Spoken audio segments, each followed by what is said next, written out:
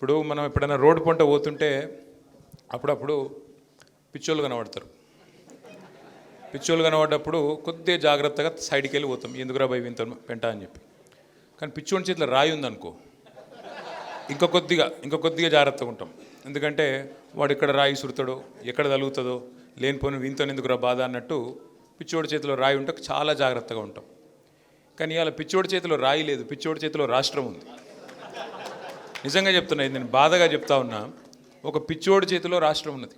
ఎందుకంటున్నా అంటే ఈ మాట, ఎన్నికలకు ముందు అభయహస్తం పేరిట అడ్డమైన హామీలు ఇచ్చి నోటికొచ్చిన చెత్తవాగుడు వాగి ప్రతి వర్గాన్ని దగా చేసి, అసలు దాని పేరు అభయహస్తం మేనిఫెస్టో కాదు, అది ఈ శతాబ్దపు అతిపెద్ద మోసం. ఆ మేనిఫెస్టో ఒక్కొక్కరికి ఏది కావాలంటే అది, అందరికీ అన్నీ అని చెప్పి ఎన్నికల్లో గెలిచారు. విద్యార్థులకు ఏం చెప్పాడు? 10వ తరగతి పాస్ అయితే 10,000, 12వ తరగతి పాస్ అయితే 15,000, డిగ్రీ పాస్ అయితే 25,000, పీజీ పాస్ అయితే 1,00,000, పిహెచ్డి పాస్ అయితే 5 లక్షలు. విద్యార్థినులకు ఫ్రీ స్కూటీలు, విద్యార్థులకు విద్యా భరోసా కార్డులు, 2 లక్షల ఉద్యోగాలు మొదటి సంవత్సరంలోనే. అట్లాగే మెగా డిఎస్సి, ఉర్దూ మీడియం వాళ్ళకి స్పెషల్ డిఎస్సి. ఎన్ని మాటలు! బ్యాక్లాగ్ పోస్టులు ఫస్ట్ ఇయర్లో ఫిల్ చేస్తా, టెట్కు కానీ ఇంకో పోటీ పరీక్షలకు కానీ ఒకటేసారి ఫీజు కట్టాలి, మీరు ఎన్నిసార్లు కట్టే అవసరం లేదు.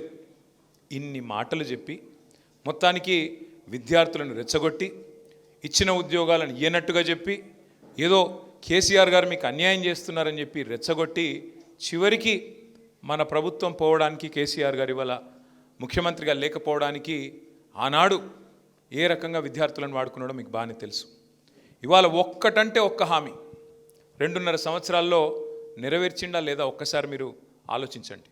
వచ్చిందా విద్యా భరోసా కార్డు? స్కూటీలు వచ్చినాయా? 2 లక్షల ఉద్యోగాలు వచ్చినాయా? మెగా డిఎస్సి అయిందా? స్పెషల్ డిఎస్సి అయిందా? ఇంకెన్నో చెప్పినాడు, 1-2 కాదు నేను చెప్పేటి, ఇంకా మర్చిపోయినాయి చాలా ఉన్నాయి.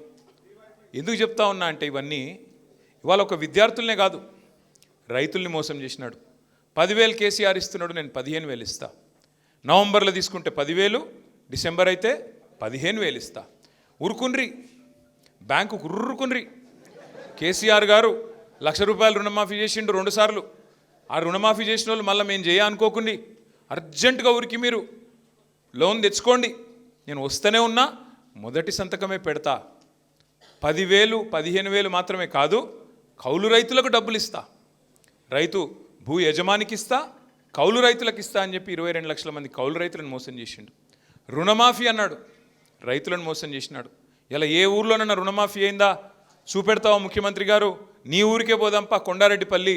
ఒకవేళ రైతులందరూ అక్కడ రుణమాఫీ అయిందని చెప్తే నేను రాజకీయాలు వదిలేస్తా, సన్యాసం తీసుకుంటా అని చెప్పి కూడా అసెంబ్లీలో అడిగినా, చూడడు, మాట్లాడాడు. ఎన్ని వర్గాలను ఎంత మోసం చేయాలో. ఇక ఆడబిడ్డలనైతే బంగారం సెంటిమెంట్తో కొట్టిండు. కేసీఆర్ ₹1,00,000 ఇస్తుండు, నేను తులం బంగారం ఇస్తా, మీకు నెలకు 2,500 ఇస్తా, అత్తకు 4,000, కోడలకు 2,500. ఇట్లా మహిళల్ని మోసం చేసిండు.